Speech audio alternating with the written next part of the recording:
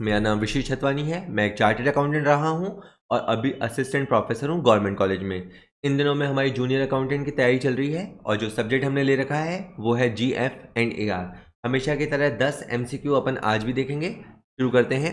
आज का पहला MCQ कहता है राजस्व के प्रतिदाय के लिए, प्रतिदाय होता है रिफंड, राजस्व के रिफंड के लिए कोषागार से राशि आहरित करने के लिए तैयार किए जाएंगे। तो क्वेश्चन क्या है कि अगर कोई व्यक्ति क्लेम करने आया है कि उसका रिफंड बनता है, पहले हमने उससे पैसे वसूल किए थे, हमने डिमांड निकाली थी, हमने उससे ज़्यादा पैसे वसूल कर लिए, अब हमें पैसे रिटर्न करने हैं, रिफंड करना है। तो ये कह रहा है कि राजस्व का जब रिफंड किया जाता है और हमें ट्रेजरी से अमाउंट विड्रॉ करना है तो हमें कौन सा परफॉर्मा तैयार करना होगा? प्रपत्र GA 117, प्रपत्र GA 100 और 100A, प्रपत्र संख्या GA 115 और या प्रपत्र संख्या GA 114। तो पिछले वीडियो के अंदर एक क्वेश्चन के जवाब में आया था कि आपको GA न्यू फॉर्म है, ये न्यू सीरीज है, न्यू GA फॉर्म 100 और 100A तैयार करना होगा। जनरली रिफंड के लिए 100 है और अगर वैट रिफंड का मामला है तो 100A है। चलिए देख लेते हैं। कहता है राजस्व के प्रतिदाय के लिए अगर आपको ट्रेजरी से अमाउंट विड्रॉ करना है तो आपको रेवेन्यू रिफंड का बिल बनाना पड़ेगा जो कि सिस्टम जनरेटेड होगा और GA 100 होगा, और अगर वैट का रिफंड है तो GA 100A होगा। पहले इसकी फॉर्म संख्या अलग थी, जनवरी 2017 से नए फॉर्म्स प्रचलन में आ गए हैं, आपको ये फॉलो करने हैं। ठीक है, चलिए अगला क्वेश्चन कहता है आहरण एवं वितरण अधिकारी एक प्रमाण पत्र दर्ज करेगा कि राशि वास्तव में कोषागार में जमा कराई गई थी तथा पहले आहरण नहीं किया गया है। इस प्रमाण पत्र का संबंध डैश डैश से है। अब इन्होंने क्या किया, देखो एक चलती हुई लाइन कहीं से उठाई। ये चैप्टर तो देखो अभी आपको ये क्वेश्चन आसान लगेगा क्योंकि अभी अपन रिफंड वाले चैप्टर में है, तो रिफंड एंड मिसलेनियस एक्सपेंडिचर नाम का टॉपिक है। तो इस टॉपिक में एक जगह लिखा है कि DDO एक प्रमाण पत्र दर्ज करेगा कि उसने राशि वास्तव में पहले कोषागार में जमा कराई थी, पहले हमने विड्रॉ नहीं किया था और अब हम इसको विड्रॉ करने आए हैं। तो इस प्रमाण पत्र का संबंध है रिफंड के बिल से या प्रतिदाय के बिल से। अभी ये क्वेश्चन आपको इतना इंटरेस्टिंग नहीं लगेगा जब आपके पास 25 क्वेश्चन आएंगे जिसके अंदर अलग अलग चैप्टर से, जैसे आपके 8 चैप्टर कोर्स में है GF&R के, तो 8 चैप्टर में से जब ये क्वेश्चन उठ के आएगा तब आपको लैंग्वेज देख के याद आने पड़ेगी कि जब DDO ये कहे कि मैंने राशि को ट्रेजरी में जमा कराया था, मैंने पहले अमाउंट विड्रॉ नहीं की थी और अब मैं विड्रॉ करने आया हूँ, तो ये वाली लैंग्वेज आपकी रिफंड बिल से संबंधित है। ठीक है, चलिए तो एक बार देख लीजिए इस लैंग्वेज को। आहरण और वितरण अधिकारी रिफंड का जो बिल होगा उसका जो सर्टिफिकेट होगा उसमें यह दर्ज करेगा कि राशि वास्तव में कोषागार में जमा कराई थी तथा इसे पहले आहरित नहीं किया गया है। और आप बार बार गौर कर रहे हैं, मैं हर वीडियो में बात बोल रहा हूँ कि एक ही लाइन को मैं 2-2, 3-3, 4-4 बार इसलिए बोल रहा हूँ ताकि आपको ये लाइन ध्यान हो जाए। और वैसे फिर भी आपको ये वीडियो कम से कम 2-2 बार देखने पड़ेंगे अगर आप सीरियस तरीके से GF&R के क्वेश्चन लगाना चाहते हो, तो एक बार से काम नहीं चलेगा। ठीक है, अगला क्वेश्चन कहता है निम्नलिखित को छोड़कर सभी कथन सही हैं। तो अब आपके सामने 4 स्टेटमेंट आ रहे हैं, तो इसका मतलब मोटे तौर पे ये हुआ कि 4 में से वैसे तो 3 तो सही हैं और एक कोई गलत है। तो मैं पढ़ता जाता हूँ। कहता है विनियोग प्रदान करने के उद्देश्य से राजस्व के रिफंड को व्यय माना जाता है। सेकेंड है सरकारी कर्मचारी की संपत्ति के आकस्मिक नुकसान के लिए कोई मुआवजा नहीं दिया जाएगा। ये बात बिल्कुल सही है कि अगर गवर्नमेंट एम्प्लॉई की प्रॉपर्टी को किसी तरह का कंटिजेंट लॉस हो गया तो उसकी कोई भरपाई नहीं होगी। दैवीय प्रकोप, जिसे एक्ट ऑफ गॉड कहते हैं, जैसे चक्रवात, भूकंप, बाढ़ आदि के कारण संपत्ति के नुकसान के लिए सरकारी कर्मचारी को कोई मुआवजा नहीं दिया जाएगा। ये बात भी सही है, यानी B में भी लिखा है कि अगर कोई आकस्मिक नुकसान है तो कोई कॉम्पनसेशन नहीं है। इसके बाद कोई एक्ट ऑफ गॉड है, कोई दैवीय प्रकोप है, ये सब चीज़ें हो गई तो भी कोई मुआवजा नहीं दिया जाएगा। ये बात भी सही है। और मुआवजे की मंजूरी के मामले में राशि वेतन बिल के रूप में निकाली जाएगी। ये है कि अगर कुछ खास परिस्थितियों में अगर उच्च अधिकारियों से परमिशन ले ली जाती है और मुआवजा मंजूर किया जाता है तो फिर जो पैसा विड्रॉ होगा वो सैलरी वाले बिल पे होगा। ये बात भी सही है। हालांकि ये बात सुनने में अटपटी लगती है क्योंकि जो पहली 2 बातें हैं उसमें आप कह रहे हैं कि कोई मुआवजा ही नहीं दिया जाएगा, मुआवजा ही नहीं दिया जाएगा, तो फिर बंदे को लगता है कि फिर मुआवजे की मंजूरी वाली बात ही नहीं उठती है, तो शायद वो D पे चला जाएगा अगर वो गैस करेगा तो। लेकिन अगर वो पढ़ के गया होगा तो पहला जो लिखा हुआ है वो गलत लिखा हुआ है। अगर जैसे सरकार फंड अलॉट करती है, सरकार सैलरी के लिए, अलाउंसेस के लिए, कैंपस ब्यूटिफिकेशन के लिए, मेडिकल के लिए, अलग अलग मदों के लिए अमाउंट अप्रोप्रिएट करती है, उसमें जो राजस्व का रिफंड है उसे बीइंग एन एक्सपेंडिचर नहीं माना जाता है। क्योंकि राजस्व का रिफंड तो मतलब रेवेन्यू संबंधित मामला है कि आपने पहले रेवेन्यू ज़्यादा कलेक्ट कर लिया था और अब आपको वो रिफंड देना है, तो ये एक्सपेंडिचर का मामला ही नहीं है, तो व्यय माना जाता है। ये कहानी गलत है, तो इसीलिए ए इसका सही आंसर है। मतलब ए इसका सही आंसर, मतलब ए में जो लिखा हुआ है वो स्टेटमेंट गलत है, बाकी बी सी डी में जो लिखा हुआ है वो बिल्कुल सही स्टेटमेंट में। मैं अभी दोहरा देता हूँ एक बार, इसका आंसर इस क्वेश्चन का ए रहा। अभी मैं आंसर बताता हूँ। देखिए, ये टॉपिक चल रहा है कि संपत्ति की हानि के लिए क्या सरकारी कर्मचारियों को क्षतिपूर्ति होगी। तो नियम संख्या 257 में बताया गया है, उसके पहले नियम में लिखा है कि वित्त विभाग के अनुमोदन के बिना संपत्ति की आकस्मिक हानि के लिए सरकारी कर्मचारी को क्षतिपूर्ति का कोई भुगतान नहीं किया जाएगा। तो जब तक, अब इसमें एक क्वेश्चन ये भी बनता है कि किसकी अनुमति से भुगतान किया जा सकता है, तो फाइनेंस डिपार्टमेंट से परमिशन लेके कैजुअल लॉसेस का रिफंड हो सकता है, जनरली रिफंड नहीं होगा। अब दूसरा नियम क्या कहता है कि दैवीय प्रकोप की वजह से अगर हानि हुई तो उसकी भी क्षतिपूर्ति देय नहीं होगी, यानी दोनों में, इसमें भी क्षतिपूर्ति देय नहीं होगी लिखा है। सरकारी कर्मचारी को अगर उसकी संपत्ति की हानि होती है, चक्रवात, भूकंप, बाढ़ या किसी और प्राकृतिक आपदा के चलते होती है, या किसी भी नागरिक को ऐसी हानि जो साधारण दुर्घटना, चोरी, रेल दुर्घटना या आग आदि के कारण हो सकती है, उसके लिए कोई क्षतिपूर्ति मंजूर नहीं की जाएगी। मात्र इस तथ्य पर अगर कोई ये कहे कि दुर्घटना के समय बंदा ऑफिस में था या उसका क्वार्टर में रहना ज़रूरी था, इस तरह की बातों को भी आधार बना के आप क्लेम नहीं ले सकते। इसके बाद है क्षतिपूर्ति की स्वीकृति के मामले में राशि कोषगार से वेतन बिल पर आरित की जाएगी। पर फिर भी अगर मैंने कहा ना कि वित्त विभाग से आप परमिशन ले लेते हैं, सक्षम अधिकारी से अनुमति आ जाती है, और अगर आप मुआवजा देते हैं तो वो मुआवजा जो है वो सैलरी बिल बना के विड्रॉ किया जाएगा। और लास्ट बात ये लिखी है कि प्रतिदाय को, यानी जो रिफंड को है, उसे आवंटन हेतु यानी फंड अलॉटमेंट हेतु एज एन एक्सपेंडिचर नहीं माना जाएगा। राजस्व के प्रतिदायों के विनियोजन की मंजूरी के लिए इसे व्यय के रूप में नहीं समझा जाएगा, जबकि ए ऑप्शन में लिखा हुआ था समझा जाएगा, व्यय माना जाता है, तो इसलिए ए ऑप्शन गलत था। ठीक है, होप आपको समझ में आ गई है। ये सारी बातें इंग्लिश में भी हैं, पढ़ लीजिए इसको आराम से, स्क्रीनशॉट लेना चाहें ले सकते हैं। वैसे मैंने हमेशा कहा है, बट क्योंकि हर बार वीडियो पर नए लोग आते हैं तो मैं ये कहना चाहता हूँ कि अगर आपको इस वीडियो की पीडीएफ चाहिए तो आप फ्रीली हमसे ले सकते हैं। हमारा जो व्हाट्सएप नंबर है उस पर आप हमें व्हाट्सएप कर सकते हैं, या हमारा कॉमर्स पॉइंट ऐप डाउनलोड करके आप फ्री में पीडीएफ को एक्सेस कर सकते हैं। ठीक है सर, चलिए। उसके बाद है किसी सिविल विभाग द्वारा सार्वजनिक निर्माण विभाग, जिसको मैं पीडब्ल्यूडी बोलूँगा, पीडब्ल्यूडी की ओर से अवाप्त मतलब अक्वायर की गई भूमि का मूल्य किस प्रकार लेखांकित किया जाएगा। तो कोई डिपार्टमेंट है और वो पीडब्ल्यूडी के लिए ज़मीन को अक्वायर कर रहा है, तो उसकी अकाउंटिंग कैसे होगी। पहला ए ऑप्शन में है उसी कार्य योजना आदि की लागत के भाग के रूप में नामें लिखी जाएगी, मतलब डेबिट की जाएगी जिसके लिए भूमि अवाप्त की गई। तो पहला ऑप्शन लिखा गया है कि भाई जो आपका प्रोजेक्ट है, जो आपका वर्क प्लान है, उस वर्क प्लान पे उस अमाउंट को डेबिट किया जाएगा, लिखा जाएगा। सेकंड लिखा है कि नहीं, लैंड एक्वायर करने के लिए जो आपको अलग से राशि आवंटित हुई है उसमें से व्यय किया जाएगा। थर्ड में लिखा है कि अक्वायर करने वाले सिविल डिपार्टमेंट द्वारा पैसा वहन किया जाएगा। चौथे में लिखा है उपरोक्त में से कोई नहीं। ए बिल्कुल सही है। अभी अपन इसको नियम पढ़ेंगे कि जब पीडब्ल्यूडी की ओर से कोई लैंड एक्वायर की जाती है तो पीडब्ल्यूडी वो जो प्रोजेक्ट है या जो वर्क प्लान है उसके अंदर उस अमाउंट को डेबिट करेगा। मान लीजिए 50 लाख रुपए की ज़मीन अक्वायर की गई है जिस भी पर्पज़ से, तो उस पर्पज़ के नाम से उसको डेबिट किया जाएगा। इंग्लिश में आंसर पढ़ लेते हैं। Be debited as the part of the cost of the same work plan for which the land was acquired. उसी कार्य योजना की लागत के भाग के रूप में नामे लिखा जाएगा बुक्स में जिसके लिए भूमि अवाप्त की गई है। एक बार इसके देख लेते हैं। रूल संख्या 258 क्या कहती है। मतलब इस चैप्टर के अंदर आधे हिस्से के अंदर तो रिफंड को बताया गया है और आधे हिस्से के अंदर भूमि क्षतिपूर्ति संबंधी नियम बताए गए हैं।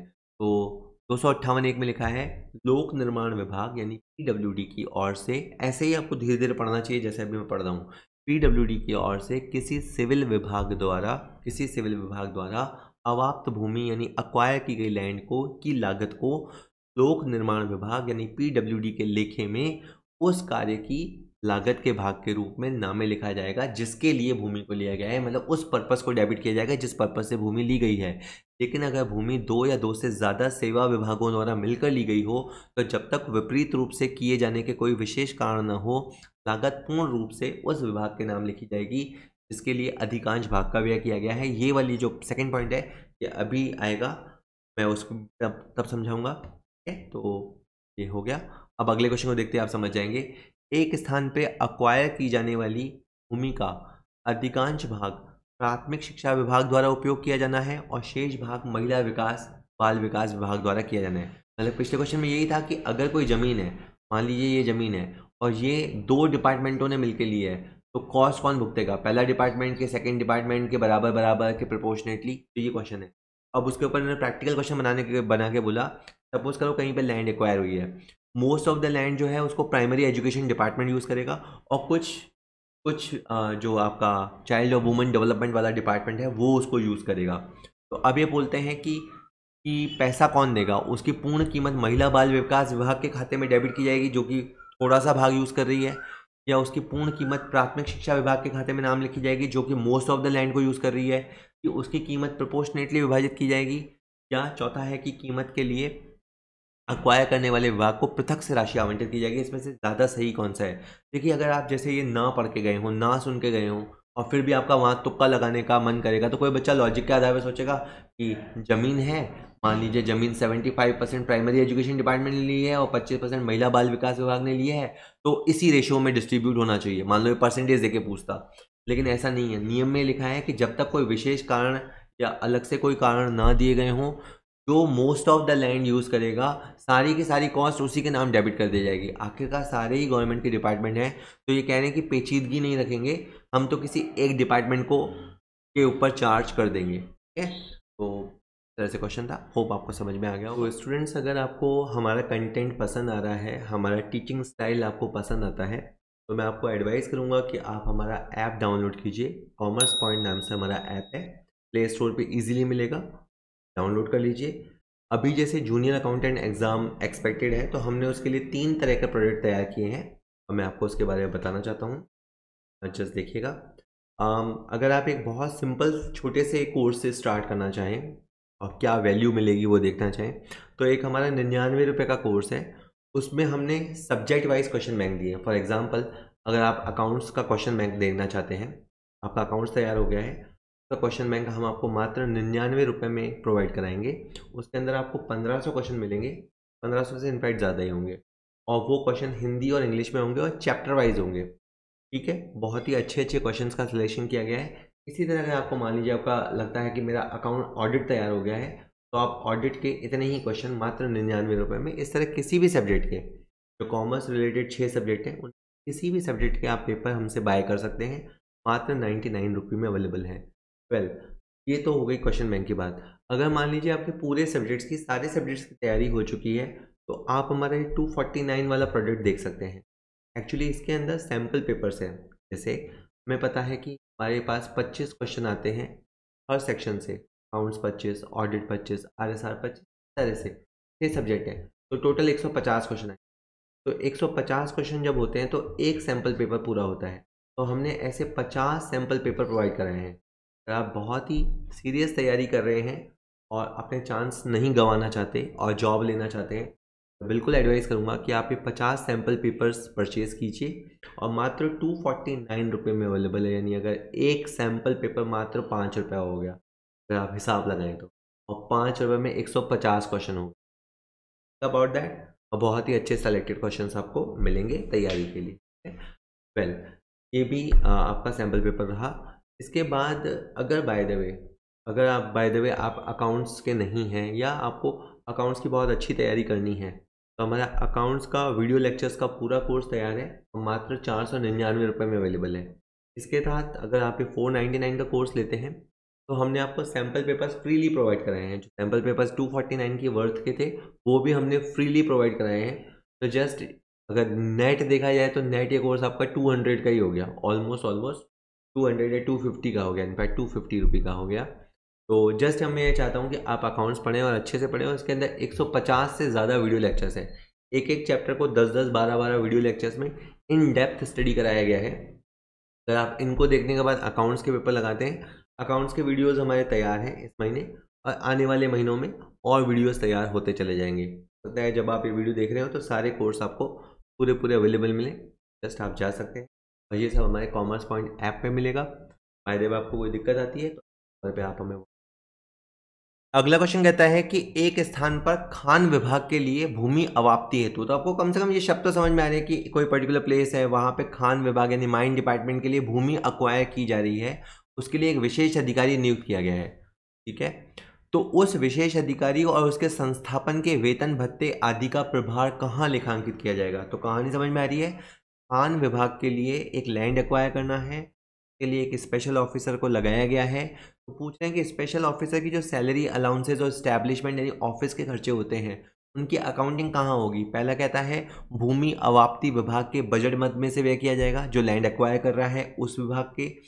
खान विभाग के नियमित संस्थापन में से किया जाएगा, यानी जिस विभाग के लिए अलॉट के लिए अक्वायर हो रहा है उसका एस्टेब्लिशमेंट में से होगा।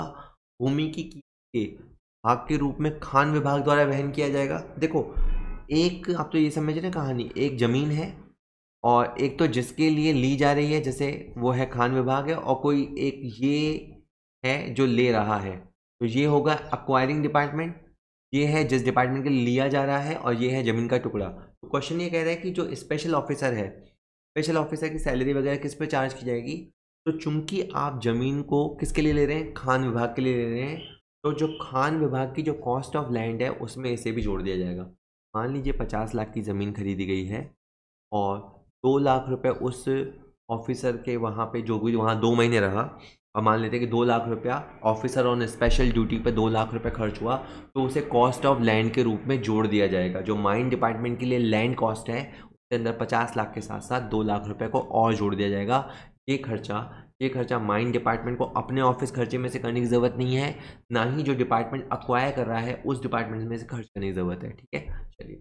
The cost to be borne by the mine department as a part of the cost of the land, भूमि की लागत के तौर पे इसे भी जोड़ देंगे। ठीक है, ये वैसे रूल समथिंग अपने अकाउंट्स के रूल से भी मिलता जुलता है कि जब किसी चीज़ पे खर्चा किया जाता है, किसी फिक्स एसेट्स को अक्वायर किया जाता है, तो उससे एसोसिएटेड जो खर्चे होते हैं उसे भी जोड़ दिया जाता है। तो कहता है कि जब नियम 258 क्या कहता है, जब किसी विभाग के लिए भूमि अवाप्त करने हेतु किसी स्पेशल ऑफिसर की नियुक्ति की गई हो, तो स्पेशल ऑफिसर और उसके स्थापन के वेतन भत्ते आदि पर व्यय और जो आकस्मिकताओं कंटेंजेंसीज पे जो व्यय होते हैं से भूमि की लागत के रूप में उस विभाग के नाम लिखा जाएगा जिस विभाग के लिए लाइक भूमि दी जा रही है, उसकी कॉस्ट ऑफ लैंड में उसे जोड़ दिया जाएगा। ठीक है, हालांकि वो सैलरी था, ये जमीन है, लेकिन दोनों को जोड़ दिया जाएगा। चलिए अगला क्वेश्चन कहता है कि एक स्थान पर खान विभाग के लिए भूमि अवाप्ति हेतु एक विशेष अधिकारी नियुक्त नहीं किया गया हो, तो ऐसे सिविल अधिकारी द्वारा अवाप्ति के संबंध में किए गए स्थापना व आकस्मिकताओं के संबंध में किए गए विशिष्ट प्रभार को डैश डैश विभाग द्वारा वहन किया जाएगा।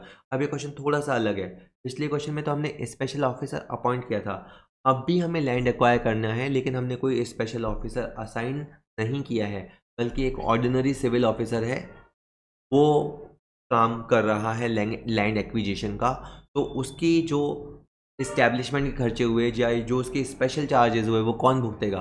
पहला ऑप्शन लिखा है कि भूमि अवाप्ति विभाग के बजट मद में से किया जाएगा। सेकंड लिखा है खान विभाग के नियमित संस्थापन व्यय में से किया जाएगा। तीसरा है भूमि की कीमत के रूप में वहन किया जाएगा। चौथा है कि उसकी कीमत आनुपातिक रूप से विभक्त की जाएगी। चारों ऑप्शन सेम है, क्वेश्चन की भी 90% लैंग्वेज सेम है, लेकिन इस क्वेश्चन में जो ऑफिसर है वो स्पेशली इस काम के लिए अपॉइंट नहीं किया गया था, तो उसका जो खर्चा होगा वो खान विभाग के नियमित संस्थापन में से किया जाएगा। खान विभाग इसलिए क्योंकि यहाँ पे जो लैंड एक्वायर हो रहा है वो खान विभाग के लिए हो रहा है। पर ध्यान दीजिए, इस अब के बार आपने उसे कॉस्ट ऑफ लैंड में नहीं जोड़ा, अब के बार आपने उसे ऑफिस एक्सपेंडिचर में दिखाया है, इस्टेब्लिशमेंट एक्सपेंडिचर में दिखाया है। The expenditure shall be incurred out of the regular establishment of the mines department because land is being purchase for mine department. Hindi में कहता है जब भूमि किसी ऐसे सिविल अधिकारी द्वारा ली जाती है, वहाँ पे अलग थी लैंग्वेज, जब भूमि किसी ऐसे सिविल अधिकारी द्वारा ली जाती है जो बेसिकली उस कार्य के लिए स्पेशली अपॉइंट ना किया गया हो, तो उसकी स्थापना और आकस्मिकताओं के संबंध में किए गए जो विशेष प्रभार हैं वो उस विभाग द्वारा वहन किए जाएंगे जिसके लिए भूमि अवाप्त की गई है। तो हर बार है तो यही कि जिसके लिए लैंड एक्वायर हुई है खर्चा तो वही भुगतेगा, लेकिन पहले मामले में उन्होंने उसे कॉस्ट ऑफ द लैंड में जोड़ा था और अब के बार उन्होंने ऑफिस के खर्चों में से निकाला है, एडजस्ट किया है। दोनों में आंसर में फ़र्क है, पढ़ लीजिएगा।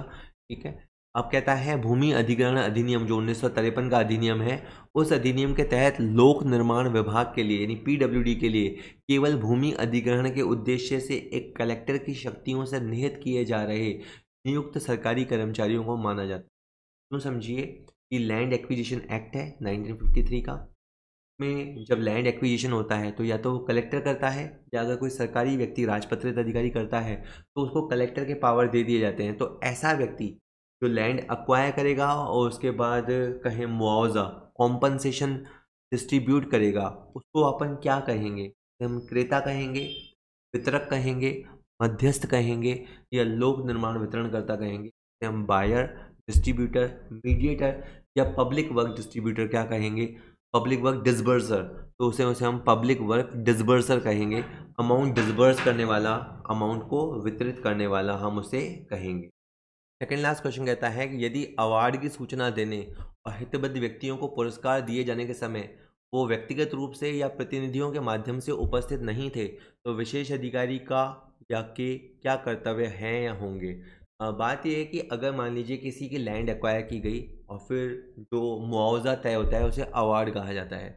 तो अगर अवार्ड जिस दिन डिस्ट्रीब्यूट हो रहा है और चेक लेके मान लीजिए स्पेशल ऑफिसर खड़ा है, लेकिन जो संबंधित पार्टी है जिसकी लैंड एक्वायर हुई थी या जिस जो उससे संबंधित पार्टी है वो पैसा लेने नहीं पहुंचा, तो क्या होगा? वो पैसा क्या स्पेशल ऑफिसर अपने पास रख लेगा या क्या होगा, या क्या करना चाहिए? तो पहला है कि विशेष अधिकारी उन्हें व्यक्तिगत रूप से या प्रतिनिधि के माध्यम से एक निश्चित तिथि तक पेश होकर अवार्ड की गई क्षतिपूर्ति का भुगतान प्राप्त करने के लिए कहेगा, तथा यह भी सूचित किया गया करेगा कि यदि वह उपस्थित होने में विफल रहते हैं तो उन्हें कोई ब्याज नहीं दिया जाएगा। बिल्कुल सही है। तो पहला काम तो वही करेगा कि वो उन्हें इन्फॉर्म करवाएगा कि आप या आप में से किसी आपका रिप्रेजेंटेटिव भेजो, इस फलानी तारीख को अपीयर होकर आपको अपना पैसा ले जाना है, और जितना दिन आप लेट करोगे आपको कोई ब्याज नहीं मिलना है, तो लेट नहीं होना है। तो आपका स्पेशल ऑफिसर का पहले काम है कि वैसे तो सेम डे डिस्ट्रीब्यूट कर देना चाहिए, मतलब जो दिन मुकर्रर हो, लेकिन अगर सामने वाली पार्टी नहीं आई तो ये स्पेशल ऑफिसर उन तक मैसेज पहुंचाएगा कि आके अपना फलानी तारीख तक अपना पैसा ले लो और तब तक कोई ब्याज नहीं मिलेगा। सेकंड,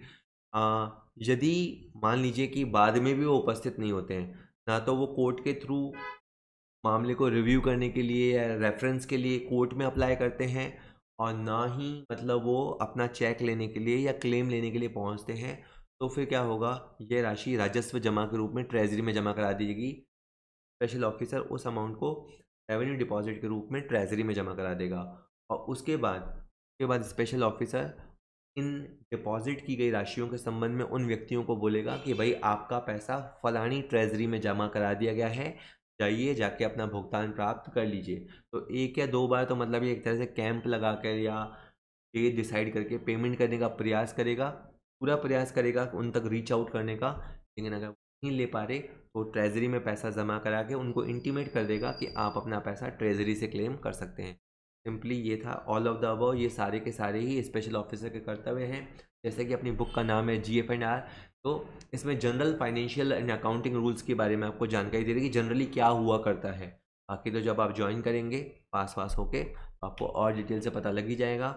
आज का आखिरी क्वेश्चन है, निम्नलिखित कथन को पढ़िए। दो कथन दे रखे हैं। पहला है राजस्व जमा जो रेवेन्यू डिपॉजिट है या जो सिविल कोर्ट डिपॉजिट्स है उसके तहत जो अवितरित राशि है उसको सिविल बुक केंद्रीय पर रखना चाहिए। ये कथन सही है। ठीक है, ये कुछ बातें आपको याद भी करनी पड़ेंगी। कुछ चीज़ें जो समझी जा सकती हैं समझनी चाहिए, पर कुछ चीज़ें याद करनी है तो याद कर लीजिए। डिपॉजिट बहुत तरह की होती है, जैसे मैंने कल परसों में कि सिविल डिपॉजिट्स होती है, सिक्योरिटी डिपॉजिट होती है, फॉरेस्ट एंड PWD डिपॉजिट्स होती हैं, पब्लिक डिपॉजिट्स होती हैं।